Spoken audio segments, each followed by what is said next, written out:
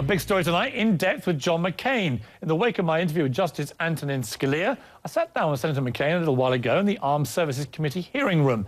And I can tell you that true to his reputation as a maverick, he was very candid. He disagrees strongly with what Justice Scalia said about super PACs. You'll see what he had to say about the state of American politics, about Michelle Bachmann, and what he thinks of Mitt Romney's record at Bain. Senator, thank you for finally allowing me to interview. It's taken 18 long months. Thank finally you. Cracked. Finally gave in. There you go. I've been always looking forward to it. Oh, so have I, very much. Let's start. We're 3 months away from the election. You've been exactly where Mitt Romney is right now. What is your advice? What is the real strategy at this stage of the battle plan that you think he needs to be most aware of? I think it's very obvious, Piers, and that's jobs in the economy. Most people don't care when Mitt Romney left Bain Capital and went to run the Olympics and save them, or exactly where his tax returns are. So I think the focus, obviously, is what most Americans are caring about now. We do have a very stumbling economy. That's the best description. And so jobs in the economy, jobs in the economy. I feel very strongly about some national security issues, which you and I will be talking about later on. And I wish more Americans were involved in these national security issues, but it's understandable that jobs in the economy is the key to winning the election in November. Given that it's going to be about the economy, and I completely concur with that, clearly a lot of attention now on Mitt Romney's business record, on his tax affairs, and so on. Let's go through this stage by stage. In terms of his record at Bain, clearly when you took him on a few years ago, as everybody does in these campaigns, you were pretty critical of his record at Bain and indeed as governor of Massachusetts. How much of a problem is it going to be if Barack Obama begins replaying that criticism, and indeed from other senior Republicans, to say, well, come on, even you guys didn't think he was that great? Well, probably the same impression that people have when they show Hillary Clinton saying, "Shame on you, Barack Obama." I never reached that point in my debates. Look, things are said in political campaigns which are pretty tough. It's not beanbag. I can recall way back when George Herbert Walker Bush called Reagan voodoo economics, and he ended up to be his running mate. I think most people understand that in the case of Mitt Romney and me, after the primary was over, no one worked harder for my campaign.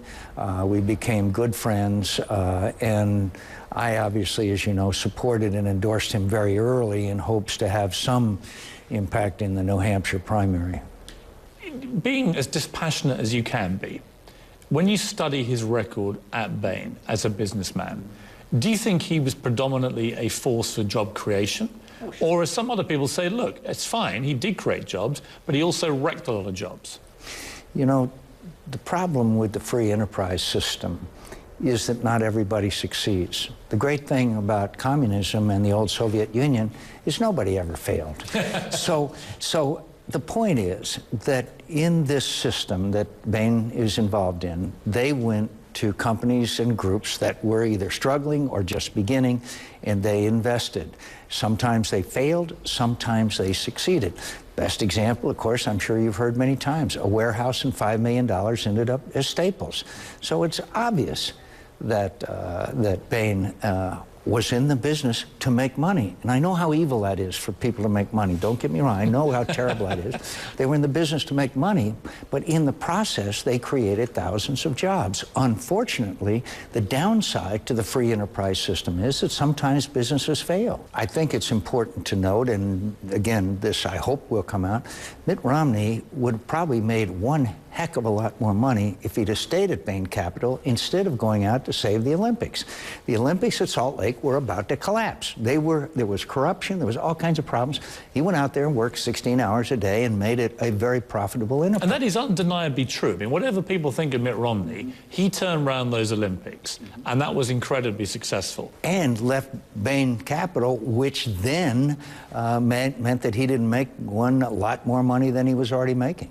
He's not exactly struggling, I don't think, is he? Let's be honest. No, now, you're in a unique position, Senator, because obviously when he was vetted to potentially run with you, you got to see these now infamous documents detailing his financial affairs going back many years. You said you didn't see anything in those that should be a concern. So the obvious question, I guess, is if that is the case, why is he being so reluctant to put them out there? His own father put out 12 years of records. Why doesn't he just do it?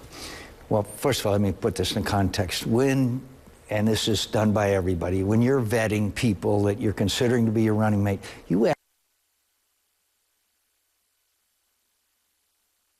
those people, when they give you that information, that it'll remain confidential. And I feel a little regretful that I have to say what I'm saying, and that I saw nothing, or our team saw nothing in his tax returns which would have been damaging. Second of all, look, I released 2 years. John Kerry didn't release his wife's tax returns. It's been a standard of behavior. And what, frankly, they worry about, okay, release 5 years, why not 10, why not 15, on and on like that. So it's a decision that the Romney campaign has to make. But to somehow say that he should do something that no other candidate in recent history has done, I think is patently unfair. But just to clarify, you never saw anything that you think would cause him embarrassment? Of course not. I mean, the implication is that because we know about, Swiss bank accounts, the Cayman Islands and so on, that there is more of that stuff that would, over time, show he had saved a lot of money through tax. It's not illegal, but through sharp tax practice. Well, first of all, as I said, I saw nothing, or my team saw nothing in any way that would be harmful. But the important point here is that we now have a campaign based on his tax returns or not his tax returns. It's, the Obama campaign has sunk so low that his deputy campaign manager, Ms. Cutter, says he may have committed a felony. Now, I've got to tell you, I have not seen a presidential campaign where a campaign sunk that low this early, that he may have been a felon. Really? On what basis of fact would anybody say anything like that? So, listen, this is a Chicago-style desperate campaign that the Obama people are running, and because what does Chicago-style mean?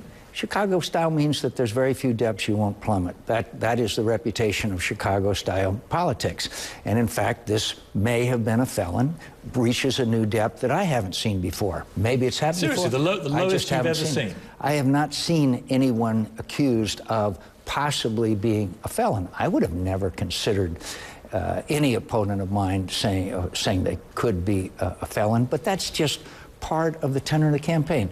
Now, but let me throw back at you, though. Sure, but let me just finish with one additional point, if I could. Now they've run an ad making fun of Mitt Romney singing "America the Beautiful." Now, is that really the right thing to do? I hope that every American at every event will sing "America the Beautiful" where people do that. So now you ridicule somebody because they sing that off key? That's this Chicago-style politics. Go ahead. Having said that, and I don't dispute what you say at all, and many people wouldn't, isn't Mitt Romney a victim of his own savagery? I mean, when I was running around the Republican race, he was using this super PAC money, whether he admits to knowing about it or not, to absolutely brutalize his opponents. I mean, it was the most negative stuff I've ever seen. Certainly far more negative than anything I've seen in British politics. So I was quite stunned. I'm not sure you can do that kind of campaign and then honestly stand back and go, oh, come on, you're not being fair to me, can you? Well, your point is well made in this respect. Probably not complain about it. Let other people judge whether it is. Let people like me and others make that judgment. That is perfectly accurate. And I will say, in all fairness, the attacks on John Kerry and the Swift voters back in that campaign was something that I did not approve of. And you yourself were the victim of some horrendous smear campaigns, which is why I'm interested that the calling him apparently possibly a felon, you think was even worse, because you had some terrible stuff. That someone committed a crime that would put them in jail if they were guilty. But that's just an example. Yeah. Look, this is going to be, I guarantee you, this is going to be the roughest, toughest campaign that I have ever observed. It's already that way, and one of the unfortunate aspects of this is that it makes voters even more cynical, and it drives both candidates' unfavorables up. But we'll come back to that in a moment. The key of this campaign is jobs in the economy, and that's why I believe that Romney will eventually win. Let's take a break. Let's come back and talk about Syria, which has blown up again today, and also about Michel Bartman, who you've been ripping into, to the delight of people on both sides of the political divide.